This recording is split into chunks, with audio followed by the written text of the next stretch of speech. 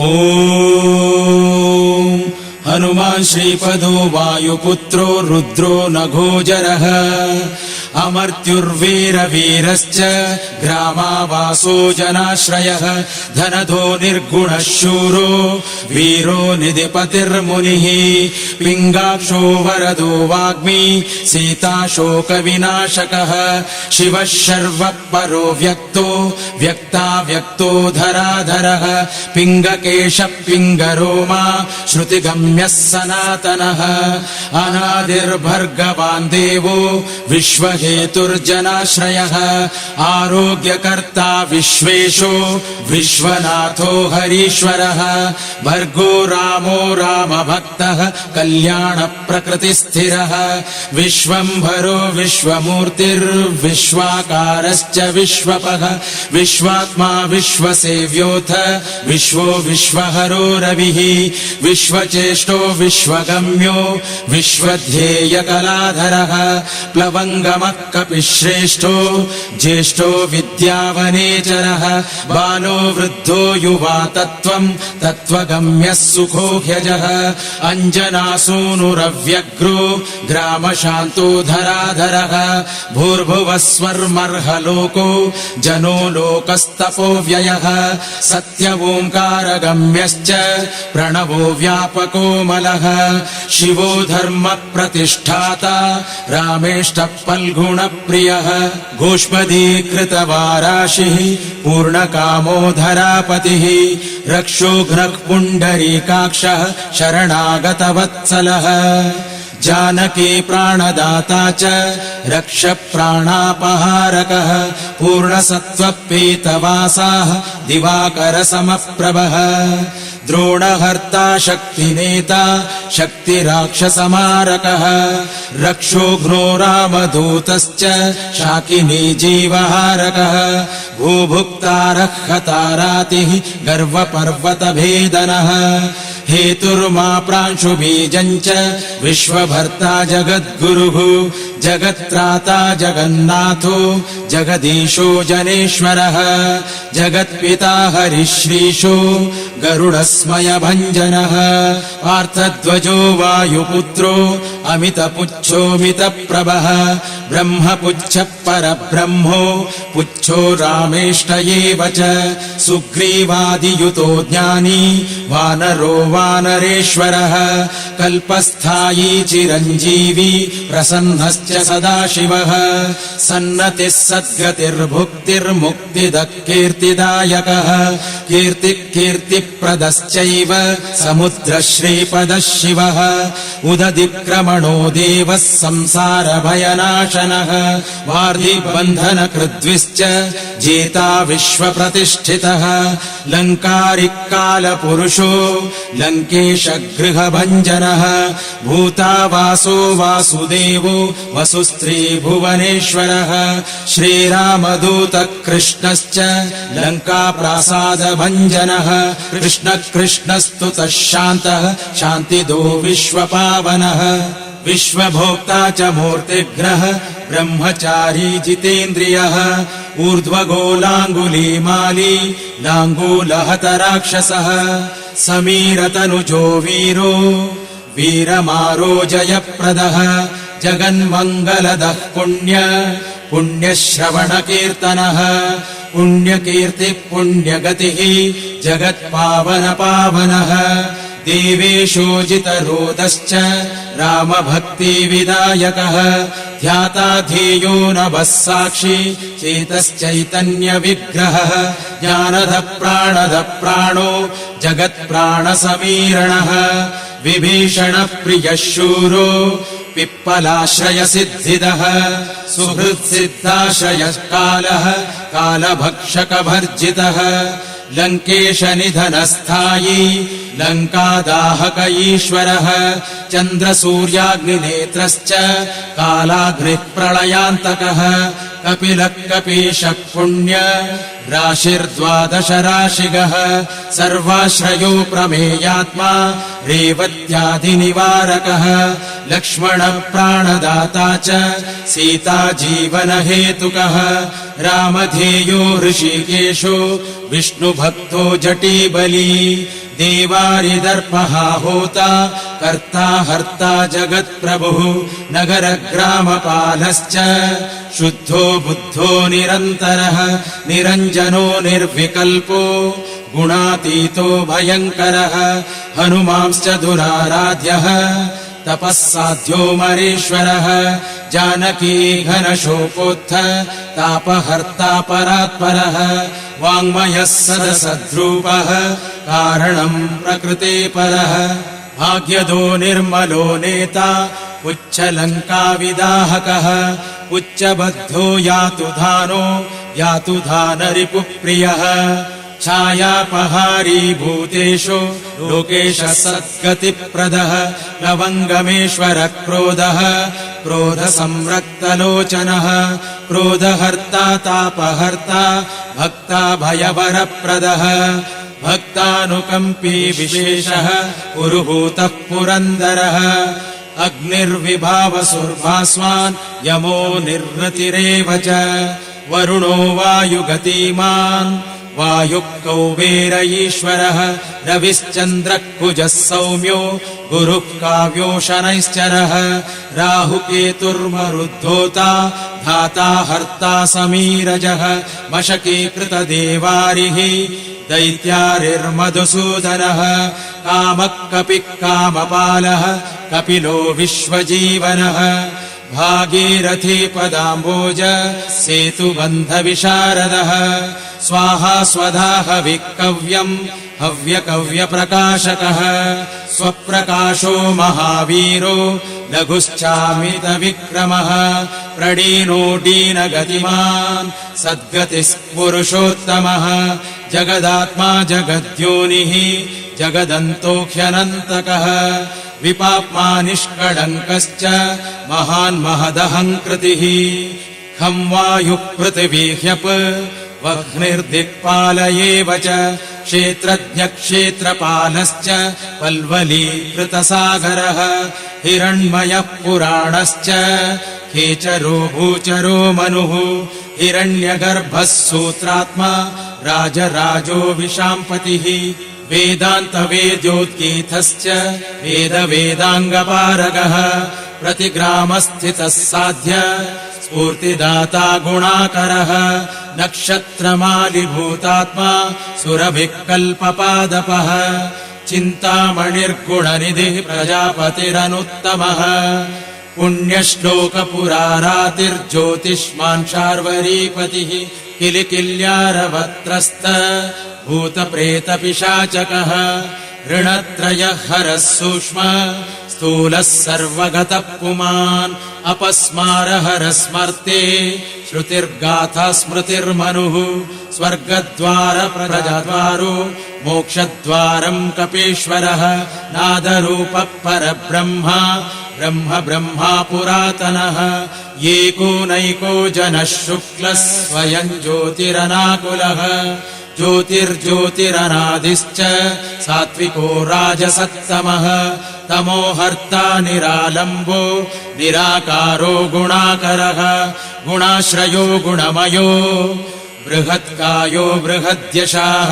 बृहद्धनुर्बृहत्पादो बृहन्मूर्धा बृहस्वनः बृहत्कर्णो बृहन्यासो बृहन्नेत्रो बृहद्गणः बृहद्यत्नो बृहच्चेष्टो बृहत्पुच्छो बृहत्करः बृहद्गतिर्बृहत्सेव्यो बृहल्लोकफलप्रदः बृहच्चक्तिर्बृहद्वाञ्छा फलदो बृहदीश्वरः बृहल्लोकनुतो द्रष्टा विद्यादाता जगद्गुरुः देवाचार्यः सत्यवादी ब्रह्मवादि कलाधरः सप्तपातालगामी च मलयाचल संश्रयः उत्तराशास्थितः श्रीदो दिव्यौषधवशः खगः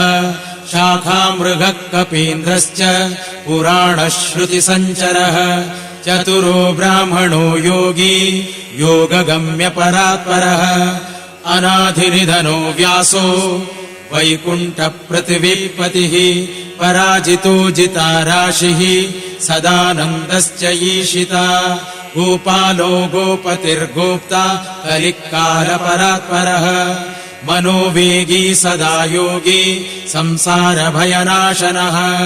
तत्त्वदाता च तत्त्वज्ञः तत्त्वम् तत्त्वप्रकाशकः शुद्धो बुद्धो नित्ययुक्तो युक्ताकारो जयप्रदः प्रलयोमितमायश्च मायातीतो विमत्सरः मायानिर्जितरक्षश्च मायानिर्मितविश्वपः मायाश्रयश्च निर्लेपो मायानिर्वञ्चकः सुखः सुखी सुखप्रदो नागो महेशकृतसंस्थवः महेश्वरः सत्यसन्धः शरभः कलिपावनः रसोरसज्ञः सम्मानः तपश्चक्षुश्च भैरवः घ्राणो गन्धस्पर्शनम् च स्पर्शोऽहङ्कारमानदः नेति नेतीति गम्यश्च वैकुण्ठभजनप्रियः गिरीशो गिरिजाकान्तो दुर्वासा कविरङ्गिराः भृगुर्वसिष्ठश्च वनः तुम्बुर्नारदो मलः विश्वक्षेत्रम् विश्वबीजम् विश्वनेत्रश्च विश्वपः याजको यजमानश्च पावकः पितरस्तथा श्रद्धा बुद्धिक्षमा तन्त्र मन्त्रो मन्त्रयुतस्वरः राजेन्द्रो भूपतिः कण्ठ माली संसारसारथिः नित्यसम्पूर्णकामश्च भक्तकामदुगुत्तमः गणपः केशपो भ्राता पिता माता च मारुतिः सहस्रशीर्षा पुरुषः सहस्राक्षसहस्रपात् कामजित्कामदहन कामः काम्यफलप्रदः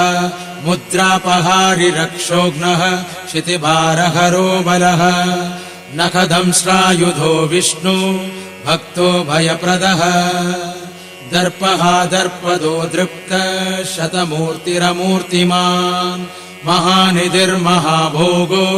महाभोगो महार्थदः महाकारो महायोगी महातेजा महाद्युतिः महाकर्मा महानादो महामन्त्रो महामतिः महाशयो महोदारो महादेवात्मको विभुः रुद्रकर्मा क्रूरकर्मा रत्ननाभकृतागमः अम्भोदिलङ्घनः सिंहो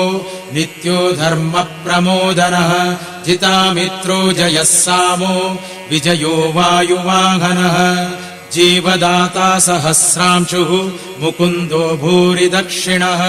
सिद्धार्थः सिद्धिदः सिद्धिः सङ्कल्पः सिद्धिहेतुकः सप्तपातालभरणः सप्तर्षिगणवन्दितः सप्ताब्दिलङ्घनो वीरः सप्तदीपोरुमण्डलः सप्ताङ्गराज्यसुखदः सप्तमातृनिषेवितः सप्तलोकैकमकुटः सप्तभूतास्वराश्रयः सप्तचन्धोनिधिः सप्त छन्दः सप्तजनाश्रयः सप्तसामोपगीतश्च सप्तपातालसंशयः मेधावी कीर्तिदः शोक हरिदौर्भाग्यनाशनः सर्ववश्यकरो भर्गो दोषघ्नः पुत्रपौत्रदः प्रतिवादी मुखस्तम्भो दुष्टचित्तप्रसादनः पराभिचारशमनो दुःखघ्नो बन्धमोक्षदः नवद्वारपुराधारो नवद्वारनिकेतनः नरनारायणस्तुत्यो नरनाथो महेश्वरः मेखली कवची खड्गी भ्राजिष्णुर्विष्णुसारथिः बहुयोजनविस्तीर्ण उच्चपुच्छहतासुरः दुष्टग्रहनिहन्ता च पिशाचग्रहघातुकः बालग्रहविनाशी च धर्मो नेता कृपाकरः उग्रकृत्योग्रवेगश्च उग्रनेत्रः शतक्रतुः शतमन्युस्तुतस्तुत्य महातेजो महाबलः समग्रगुणशाली च व्यग्रो रक्षो विनाशकः रक्षोघ्नहस्तो ब्रह्मेश श्रीधरो भक्तवत्सलः मेघनादो मेघरूपो मेघवृष्टिनिवारकः मेघजीवनहेतुश्च मेघश्यामोपरात्मकः समीरतनयो बोधा तत्त्वविद्या विशारदः अमोघो मोघवृद्धिश्च इष्टदो निष्टनाशकः अर्थोऽनर्थापहारी च समर्थो रामसेवकः अर्थी धन्यः सुरारातिः पुण्डरीकाक्ष आत्मभूः सङ्कर्षणो विशुद्धात्मा विद्याराशिः सुरेश्वरः अचलोद्धारको नित्यः सेतुकृद्रामसारथिः आनन्दः परमानन्दो मत्स्यः कूर्मो निधिशमः वराहो नारसिंहश्च वामनो जमदग्निजः रामः कृष्णः शिवो बुद्धः कल्की रामाश्रयो हरः नन्दी भृङ्गी च चण्डी च गणेशो गणसेवितः कर्माध्यक्षः सुराध्यक्षो विश्रमो जगतां पतिः जगन्नाथः कपिश्रेष्ठः सर्वावासः सदाश्रयः सुग्रीवादिस्तुतः शान्तः सर्वकर्माप्लवङ्गमः नखदारितरक्षश्च नखायुधविशारदः कुशलः सुधनः शेषो वासुकिस्तः सर्वः स्वर्णवर्णो बलाढ्यश्च रामपूज्यो घनाशनः कैवल्यदीपः कैवल्यो गरुडपन्नगो गुरुः किल्यारावहताराति गर्वः पर्वतभेदनः वज्राङ्गो वज्रवेगश्च भक्तो वज्रनिवारकः नखायुधो मणिग्रीवो ज्वालामाली च भास्करः प्रौढप्रतापस्तपनो भक्ततापनिवारकः शरणं जीवनं भोक्ता नानाचेष्टो ह्यचञ्चलः सुस्वस्थोष्ठास्य हा दुःख शमनोपवनात्मजः पावनः पवनकान्तो भक्तगः सहनो बलः मेघनादरिपुर्मेघ नादसंहृतराक्षसः क्षरोक्षरो विनीतात्मा वानरेशः सताङ्गतिः श्रीकण्ठः शितिकण्ठश्च सहायः सहनायकः अस्तूलस्त्वर्णनुर्वर्गो देवः संहृतिनाशनः अध्यात्मविद्यासारश्च अध्यात्मकुशलः सुधिः अकल्मषः सत्यहेतुः सत्यगः सत्यगोचरः सत्यगर्भः सत्यरूपः सत्यसत्यपराक्रमः अञ्जनाप्राणलिङ्गश्च वायुवंशोद्भवः सुधिः भद्ररूपो रुद्ररूपः सरूपश्चित्ररूपधृत् मैनाकवन्दितः सूक्ष्म दर्शनो विजयो जयः क्रान्तदिङ्मण्डलो रुद्रः प्रकटीकृतविक्रमः कम्बुकण्ठप्रसन्नात्मा हृस्वनासो वृकोदरः लम्बोष्टकुण्डलीचित्र माली योगमिदाम्बरः विपश्चित्कविरानन्द विग्रहोऽनन्यशासनः फल्गुनी सूनुरव्यग्रो योगात्मा योगतत्परः योगवेद्यो योगकर्ता योगयोर्निदिगम्बरः अकारादिक्षकारान्त वर्गनिर्मितविग्रहः उलूखमुखसिंहः संस्तुतः परमेश्वरः शिष्टजङ्गः शिष्टजानुः शिष्टपाणिः शिखाधरः सुशर्मामितशर्मा च नारायणपरायणः जिष्णुर्भविष्णुरोचिष्णुः गसिष्णुस्ताणुरेव च हरिरुद्रानुकृद्वृक्ष कम्पनो भूमिकम्पनः गुणप्रवाहसूत्रात्मा वीतरागस्तुतिप्रियः नागकन्याभयध्वंसी रुक्मवर्णः कपालभृत् अनाकुलो भवोपायो नपायो वेदपारगः अक्षरपुरुषो लोकनाथो रक्षप्रभुर्दृढः अष्टाङ्गयोगफलभुक् सत्यसन्धपुरुषतः श्मशानस्थाननिलयः प्रेतविद्रावणक्षमः पञ्चाक्षरः परः पञ्च मातृको रञ्जनध्वजः योगिनी वृन्दवन्द्यश्च शत्रुघ्नोऽनन्तविक्रमः ब्रह्मचारीन्द्रियरिपुः धृतदण्डो दशात्मकः अप्रपञ्चः सदाचार शरसेन विदारकः वृद्धप्रमोदश्चानन्दः सप्तजिह्वापतिर्धरः नवद्वारपुराधारः प्रत्यग्रः सामगायकः षट्चक्रधामा स्वर्लोको भयगृह्मानदो मदः सर्ववश्यकरः शक्तिः नेता चानन्तमङ्गलः अष्टमूर्तिधरो नेता विरूपस्वरसुन्दरः धूमकेतुर्महाकेतुः सत्यकेतुर्महारथः नन्दिप्रियः स्वतन्त्रश्च मेखली समरप्रियः लोहाङ्गः सर्वविद्वन्वि षट्कलः सर्व ईश्वरः फलभुक्फलहस्तश्च सर्वकर्मफलप्रदः धर्माध्यक्षो धर्मफलो धर्मो धर्मप्रदोऽर्थदः पञ्चविंशतितत्त्वज्ञः तारको ब्रह्म तत्परः त्रिमार्गवसतिर्भीमः सर्वदुःखनिबर्हणः ऊर्ध्वस्वान्निर्गणः शूली माली गर्भो निशाचरः रक्ताम्बरधरो रक्तो रक्तमाला विभूषणः वनमाली शुभाङ्गश्च श्वेतश्वेताम्बरो युवा जयो जय परिवारः सहस्रवदनः कविः शाकिनी ढाकिनी यक्ष रक्षो भूतौघभञ्जनः सद्यो जातः कामगतिः ज्ञानमूर्तिर्यशस्करः शम्भुतेजः सार्वभौमो विष्णुभक्तप्लवङ्गमः चतुर्नवतिमन्त्रज्ञः पौलस्त्यबलदर्पः सर्वलक्ष्मीप्रदः श्रीमान् अङ्गदप्रियईडितः स्मृतिबीजम् सुरेशानः संसारभयनाशनः उत्तमः श्रीपरिवारश्री भूदुर्गा च कामधृक् सदा गतिर्मातरिष्वा रामपादाब्जषट्पदः नीलप्रियो नीलवर्णो नीलवर्णप्रियः सुहृत् रामदूतो लोकबन्धुः अन्तरात्ममनोरमः श्रीरामध्यानकृद्वीरः सदा किं पुरुषस्तुतः रामकार्यान्तरङ्गश्च शुद्धिर्गतिरनामयः पुण्यश्लोकः परानन्दः परेशप्रियसारथिः लोकस्वामी मुक्तिदाता सर्वकारणकारणः